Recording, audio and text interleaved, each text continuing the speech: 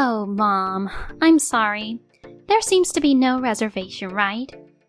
Layla, my eldest son's wife, wearing a formal dress, looked at her tablet and grinned at me. It can't be though, can it? I definitely asked you to make the reservations, didn't I? Huh? Are you blaming me? You just forgot to make the reservation, didn't you? Layla looked at me and four of my friends with an incredulous expression. Just a few days ago, when we were discussing the reservation for a party of 5 at a high-class French restaurant managed by my eldest son, Layla said, "If that's the case, I'll make the reservations," volunteering herself for it. My friends exchanged glances, observing how things would unfold. Well, if you forgot, there's nothing we can do. Could you prepare seats for 5 of us now? I guess it's all my fault, isn't it? After letting out a sigh, Layla said, "I'm sorry, but I'm too busy being the hostess. I don't have time to deal with bored old ladies. Please, just go home today." She said it decisively and raised her hand towards the direction of the restaurant's door, as if indicating that the exit was over there. The 5 of us were left dumbfounded by Layla's attitude, unable to say a word, and she, as if saying, "Whatever, go and see for yourself," let out an exasperated laugh, catching the attention of a passing waiter. "You're leaving already," she said, and with those words she turned her back to us. Seeing the waiter confused by our unusual behavior, I directed my attention towards Layla. "I understand. Well, then let's shut down this place," I called out. In response, Layla momentarily paused, laughing as if dismissing my remark as silly, but as she turned back to us, her expression quickly turned pale and she stammered, "What? Wait." And with a voiceless gasp, she looked at the thing in my hand, unable to utter a word. "My name is Erica. I am a 64-year-old widower. My husband passed away in a traffic accident shortly after our eldest son Tucker was born. I raised Tucker on my own as a single mother. From a young age, Tucker had a passion for creating things, especially cooking. Whenever I came home tired from work, young Tucker would eagerly present me with dishes he had diligently prepared, and eating them made me feel motivated to do my best the next day.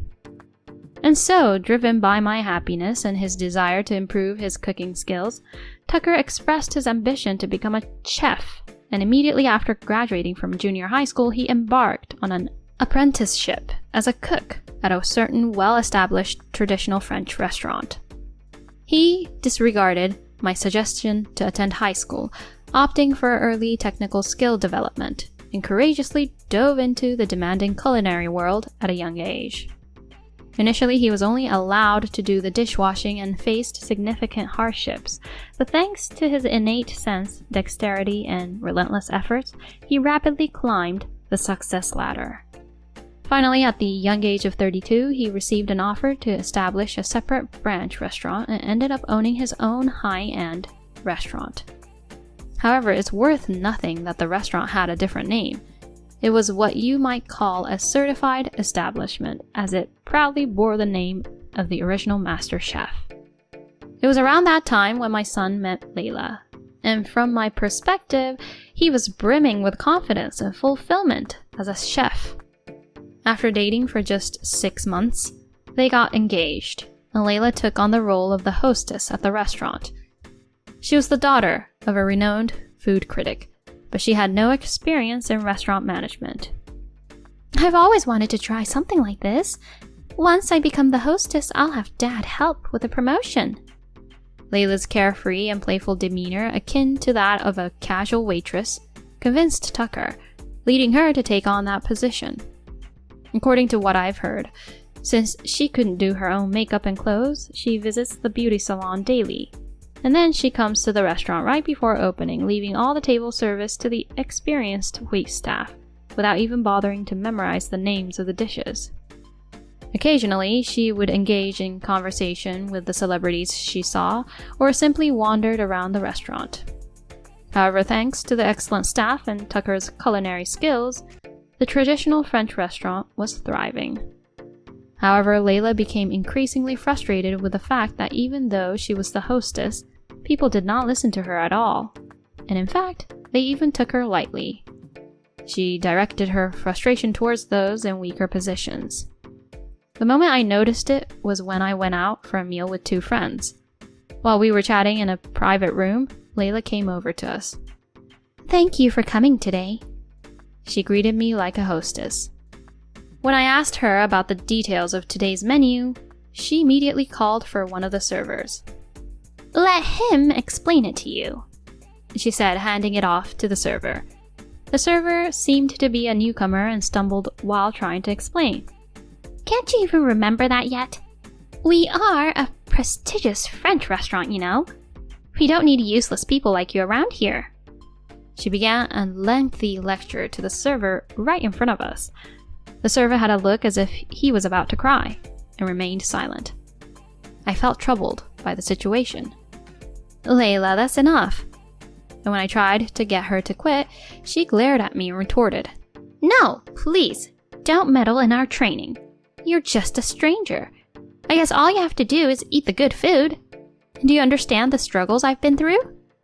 She said with a pained expression. I thought to myself, "Then can you remember the name of this dish?" And when I pointed to an impressive simmered dish, Layla visibly choked. Well..." She seemed flustered. My friend burst into laughter, and behind us the server was trying to hide his face, holding back his own laughter. Layla noticed the server's reaction. "What are you laughing at?" She yelled at him, and he panicked. I'm terribly sorry," he said, and bowed in apology. I let out a sigh.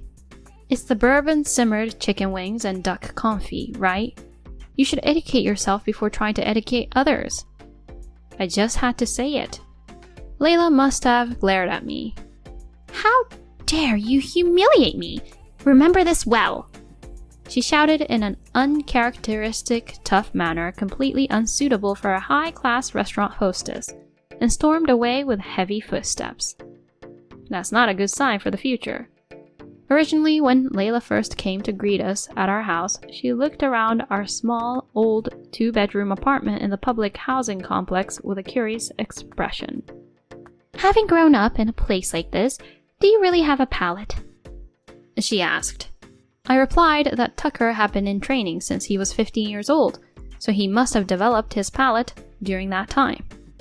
"Huh? He's a high school dropout?" she asked in response, and Tucker and I looked at each other and nodded. "I haven't heard about that.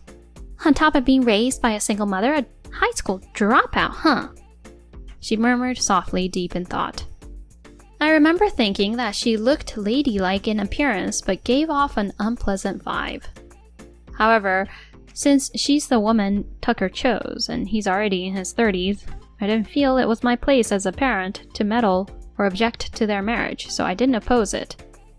Looking back now, I believe the joy of having someone come into Tucker's life who used to be reserved and focused only on cooking was greater.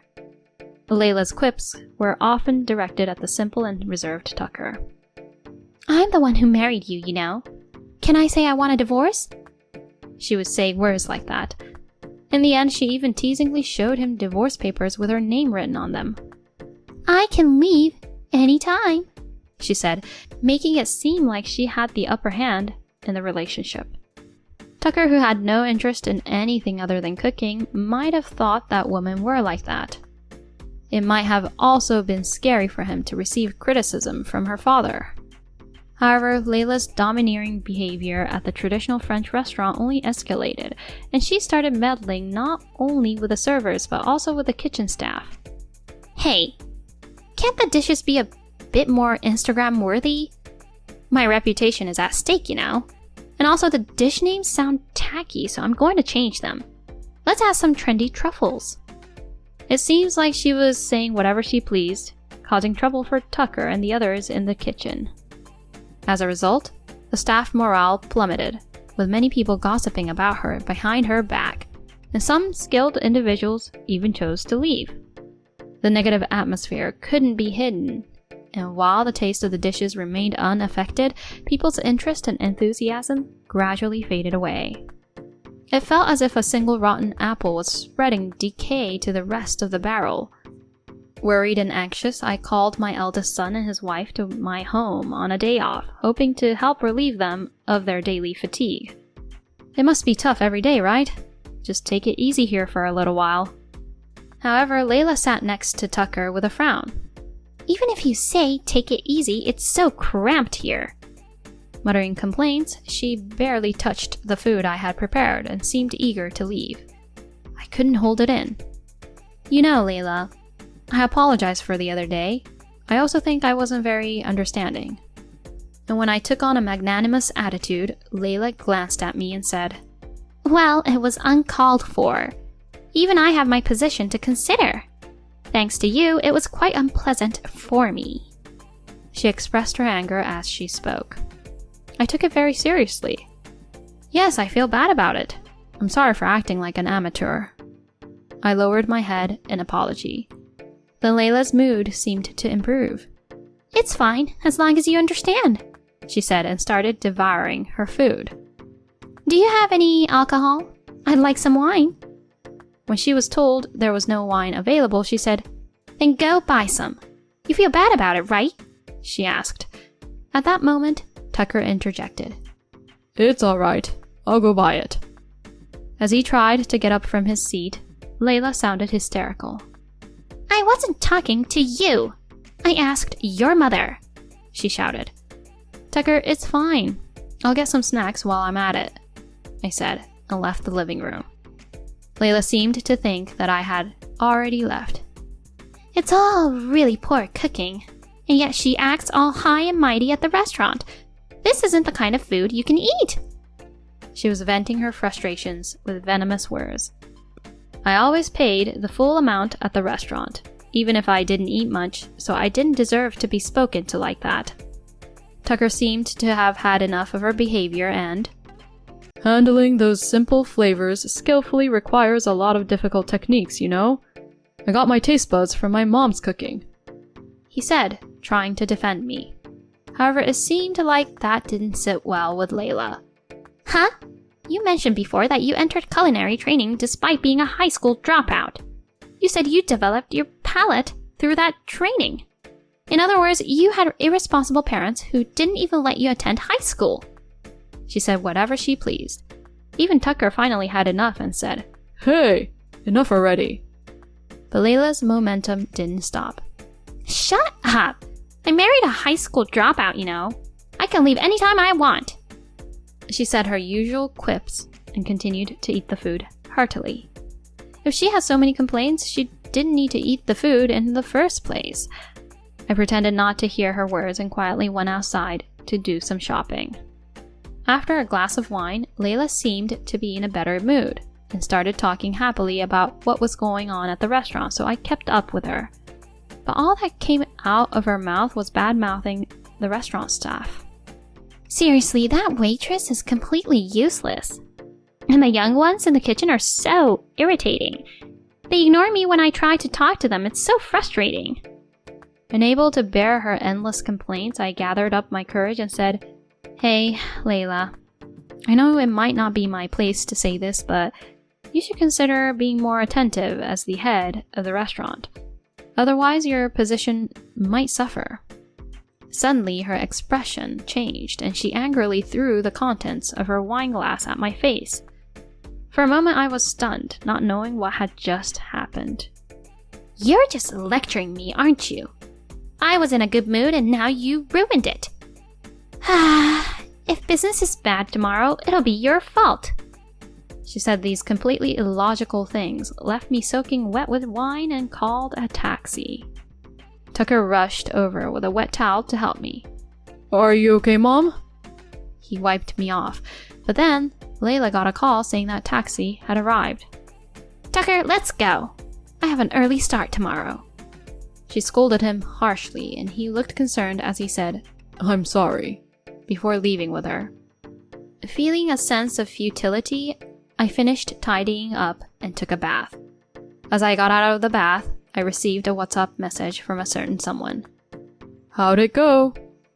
There was just one line written, so I replied, I'll talk to you later. I might have messed up. I replied, Thanks for all your hard work. Well, there's no helping it if it comes to that. Be prepared for it. The reply came back. I replied, Understood. I'm sorry too. I'm tired, so I'll go to sleep now. Good night. After sending the messages, I suddenly felt exhausted and fell asleep like a log. In the morning when I checked what's up, I found a reply from that person saying they were taking a break, and also received a worried message from Tucker. In response, I sent, I'm alright, so do your best today too. The food is delicious, so be confident in yourself. I sent those messages to him. And 6 months have passed, but Layla's attitude remains unchanged, and the number of customers have been decreasing steadily.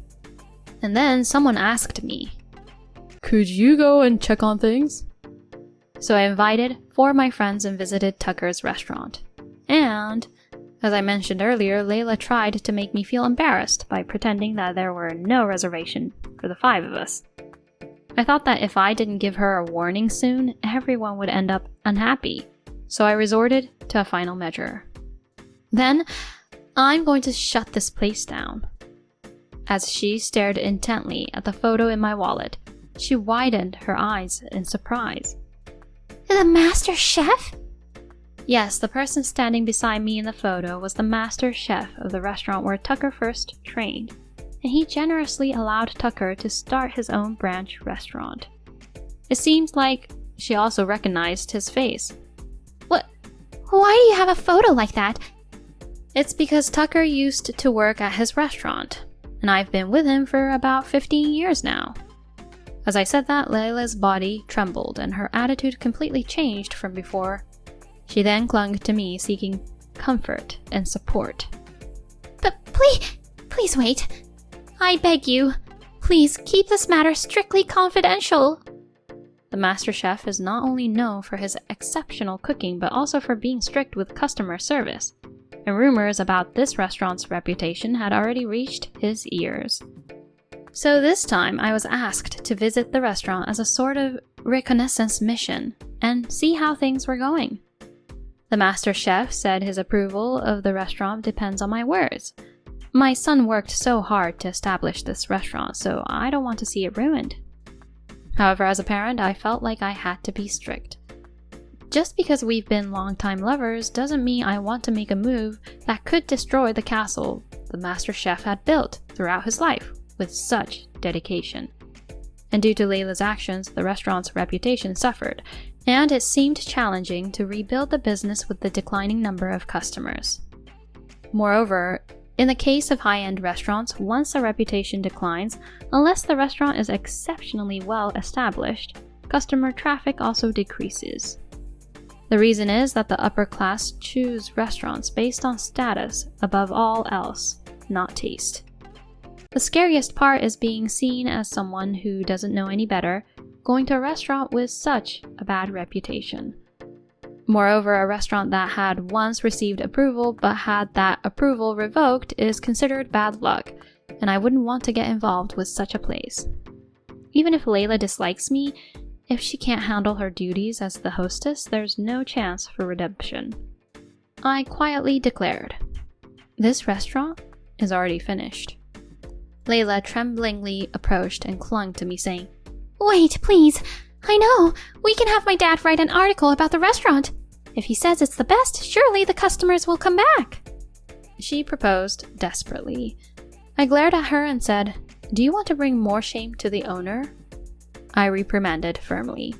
Upon hearing my words, Layla took a step back, looking at me in fear. "Is there no other way? Please, I'm begging you!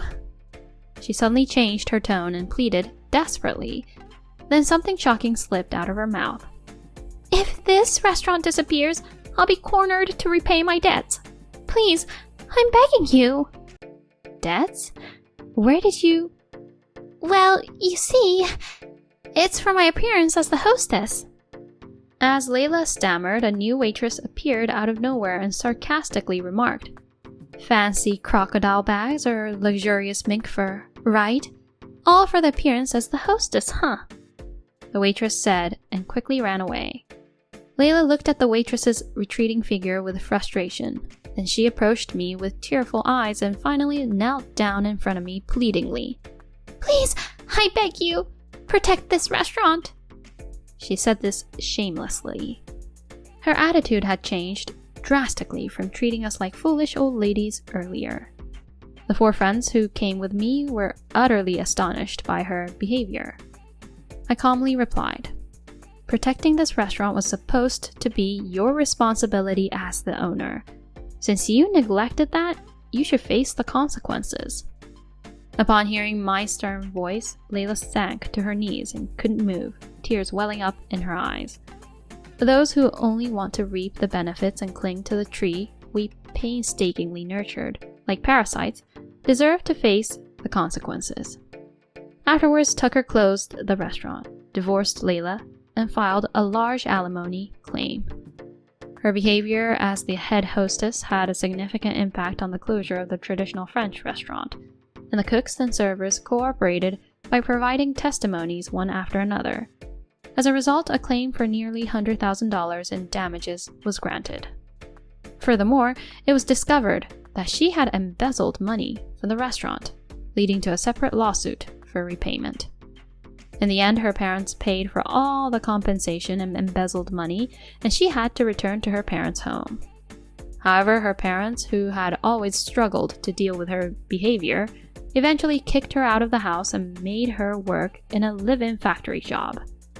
Now it seems she spends her days working tirelessly day and night. As for Tucker, he returned to the master chef's restaurant and started over from scratch. The reason is that the master chef was also getting older and considering retirement, so he wanted to formally welcome Tucker as his successor.